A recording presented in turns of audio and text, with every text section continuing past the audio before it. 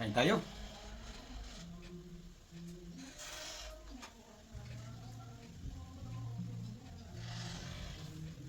Hello, good morning. Luto tayo ng ginisang kuhol. Ito yung kuhol dito sa Cambodia. Mas may malalaki pa dito. Ito medyo maliit lang. Pero mas malaki pa ganito kalaki. Ito yung native na kuhol na hinahanap ko sa Pilipinas. Pero wala na sa Pilipinas. Pero dito sa Cambodia, natagpuan ko. So maraming mga native foods na nawala na sa Pilipinas na pag pumunta ka dito sa Cambodia ay makikita mo. Meron ding akong binili na ito, yung sa amin ang tawag nito, agihis. At itong kuhol na ito, ang 1 kilo, ang bili ko nito ay pag sa piso ay 70 pesos. So marami siya. Kalahati nito ay tinuto ko na kahapon. Ito kasi yung naiwan kaya lulutuin ko ngayon. At gamit ako ng luya, ginger, tsaka ito yung lemongrass, tsaka yung bombay, tsaka ahos, tsaka dahon ng tinsay, at tsaka ito ay ilalagay ko rin. So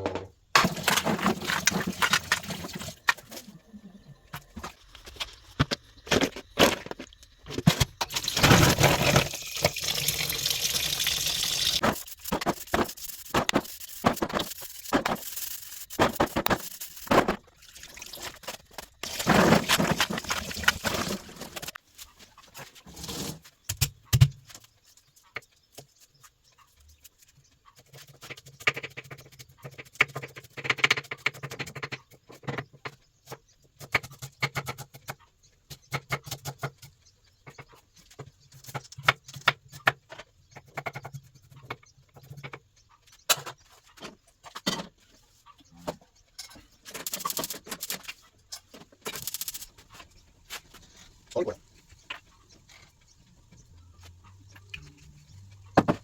Ito po, ayos ko lang. Olive oil lang. Maging may nakang grip. Hindi pa ito. Ang walang galing na. So, ayos na ito. Gamit din tayo ng powder pepper. At saka ito yung kikuman na ginagamit natin pampalasa instead sa Ajinomoto o magic sarap o init powder na ginagamit natin pampalasa. Hindi na kami gumagamit. Ito na lang yung ginagamit namin. At saka konting asin.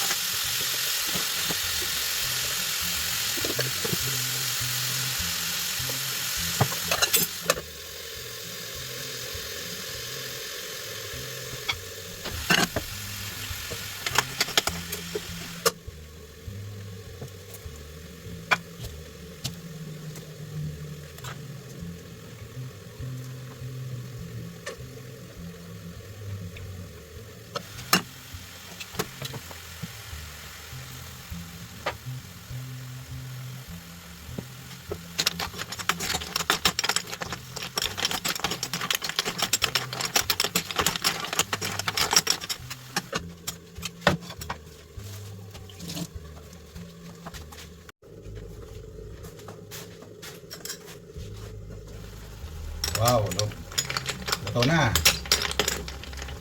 Ito ay itong luto na to dahil yung laman niya ay liit na at hindi na ito madulas pag kinain mo. Kasi kung medyo hindi pa luto, yung laman nito ay maramdaman mo medyo madulas. Okay, tignan natin. Okay. Good. Subukan nyo. Kuhol. Tawag dito sa Pilipinas dati, ang tawag namin nito ay agos-os. So, ang agos-os, dito matatagpuan sa Cambodia. Pag nahanap mo yung agusos, punta ka ng Cambodia, makakain ka ng native na kuhol, yung agusos. Thank you for watching. Kain tayo.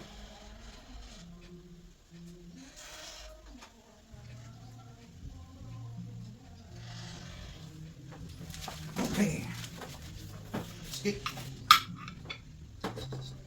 So, ito yung gagamitin natin pang sungkit.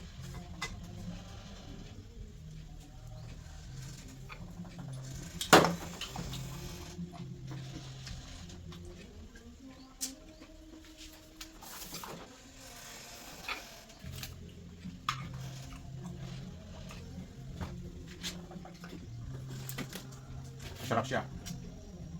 Yummy, delicious. Just take only the head. Soak it in a sauce.